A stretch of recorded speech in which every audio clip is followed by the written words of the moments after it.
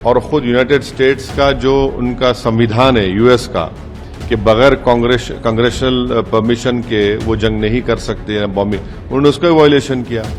और उन्हीं का इंटेलिजेंस डिपार्टमेंट, यूएस का इंटेलिजेंस डिपार्टमेंट ने कहा कि ईरान तो न्यूक्लियर वॉरहेड वेपन्स के करीब नहीं था। अमेरिका ने ईरान पर हमला किया तो भड़क गए भाईजान। इस वीडियो में आपको हम बताएंगे कि ओवैसी ने अमेरिका पर किस तरह से हमला बोला है। नमस्कार, 4 PM पर आप सभी का स्वागत है। दोस्तों, आज दुनिया में वर्ल्ड वार जैसे हालात हैं। दुनिया के कई देशों में टकराव देखने को मिल रहा है। एक समय जैसे रशिया यूक्रेन के युद्ध की चर्चा थी, हालांकि दोनों देशों के बीच अभी भी हालात ठीक नहीं है। तो उससे कहीं ज्यादा चर्चा ईरान इजराइल युद्ध की है।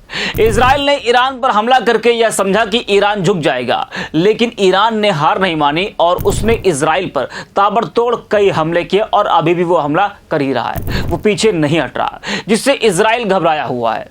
दोनों देशों के बीच जारी युद्ध में पाकिस्तान और अमेरिका की भी एंट्री हो गई है। हालांकि पाकिस्तान बीच में घुसकर अपने को कंगाल बनाने की तैयारी कर रहा है। शायद पाकिस्तानी सेना प्रमुख आसिम मुनीर ने अमेरिका में ट्रंप के साथ लंच किया, उसके कुछ ही दिन बाद अमेरिका ने ईरान पर हमला कर दिया, जिसके बाद ईरान ने इजराइल और अमेरिका को चेताया है कि अंजाम इससे ज्यादा बुरा होगा। जी हां, आपको बता दें कि अमेरिका ने ईरान के 3 परमाणु ठिकानों फोर्दो, नतांज और इस्फहान पर हमला किए हैं। हमले के बाद डोनाल्ड ट्रंप ने कहा ईरान को अब शांति स्थापित करनी होगी। इसके बाद ईरान के विदेश मंत्री अब्बास अराक्ची ने कहा कि अमेरिका ने यूएन राष्ट्र चार्टर का उल्लंघन किया है।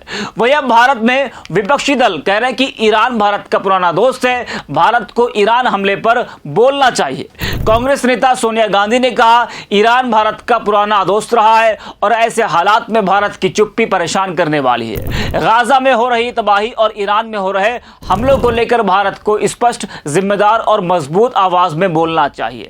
वहीं स्वामी प्रसाद मौर्य ने भी आडवाणी की एक वीडियो क्लिप शेयर करते हुए कहा है कि भारत को ईरान का साथ देना चाहिए क्योंकि ईरान भारत का पुराना दोस्त है। सोनिया गांधी के बाद ऑल इंडिया मजलिस इत्तेहादुल मुस्लिमीन के राष्ट्रीय अध्यक्ष असदुद्दीन ओवैसी ने भी अमेरिका द्वारा ईरान पर किए गए हमले पर नाराजगी जताई है। ओवैसी ने कहा कि यह अंतर्राष्ट्रीय कानून और संयुक्त राष्ट्र चार्टर का उल्लंघन है। इससे कई देश सोचेंगे कि उन्हें परमाणु क्षमता की आवश्यकता है। ऐसा करने से मुझे यकीन है कि ईरान आने वाले 5 सालों में एक परमाणु शक्ति संपन्न देश बन जाएगा। जरा आप भी सुनिए ओवैसी को।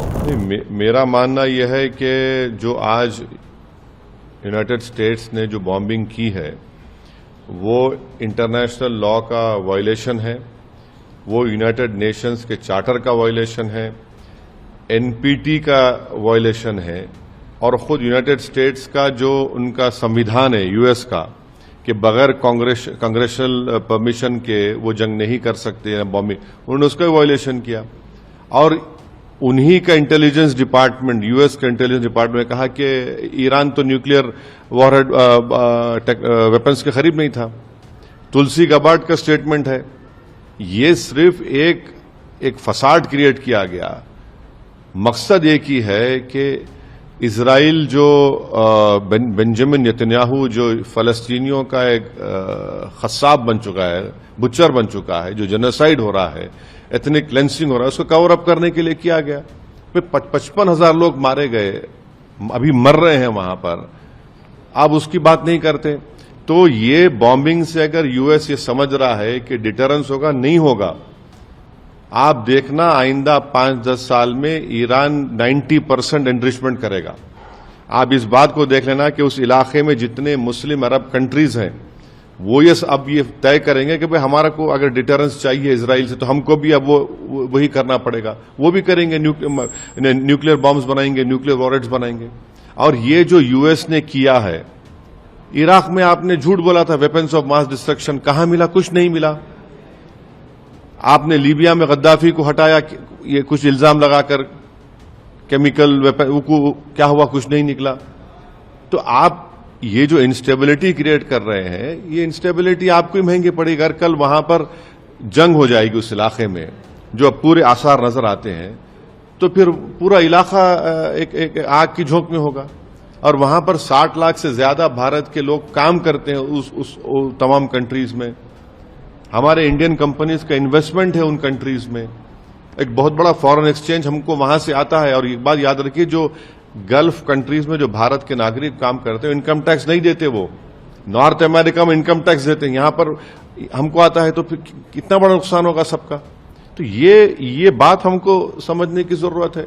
और आखिरी बात यह है कि इसीलिए पाकिस्तान ने नोबेल पीस प्राइज के लिए कहा था, और इसीलिए क्या उनका जो जनरल था जाकर ट्रंप के पास बैठकर खाना खाया था, तब उनको ये तो सब एक्सपोज हो गए यहां से लेके वहां तक। पाकिस्तानी मुस्लिम आवाम को नहीं, पाकिस्तान के देखिए, पाकिस्तान ने फॉर्मल कहा ना कि हम ट्रंप के लिए नोबेल पीस प्राइज बोलेंगे, तो क्या इन्होंने इसीलिए कहा था, इसीलिए कहा कि उनको नोबेल पीस प्राइज मिलना चाहिए इस आदमी को, इस प्रेसिडेंट को, जिसने अपने ही देश के संविधान का वायलेशन किया, यूनाइटेड नेशन चार्टर का वायलेशन किया, इंटरनेशनल लॉ का वायलेशन किया, एनपीटी का वायलेशन किया।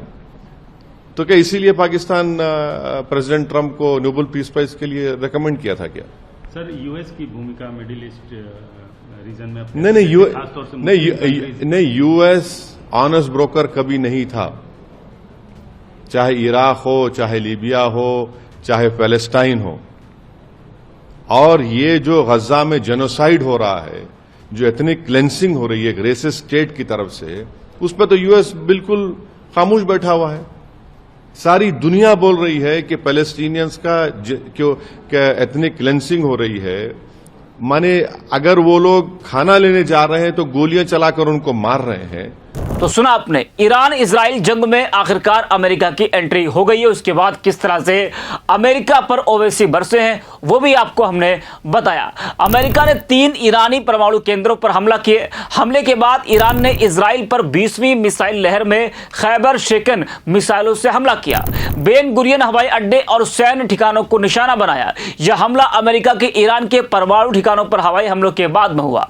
आपको बता दें कि आज की दुनिया लगातार तनाव और टकराव के दौर से गुजर रही है। एक तरफ रूस यूक्रेन युद्ध खत्म होने का नाम नहीं ले रहा है, वहीं दूसरी ओर इजराइल और ईरान के बीच हालात तेजी से बिगड़ते जा रहे हैं। ऐसे में आम लोगों के मन में एक सवाल लगातार घूम रहा है, क्या तीसरा विश्व युद्ध शुरू हो गया है? जी हां, तो इस तरह के जो सवाल है वो इस वक्त लोगों के मन में आ रहे हैं। तो इस वीडियो में इतना ही। आप देखते रहिए 4PM।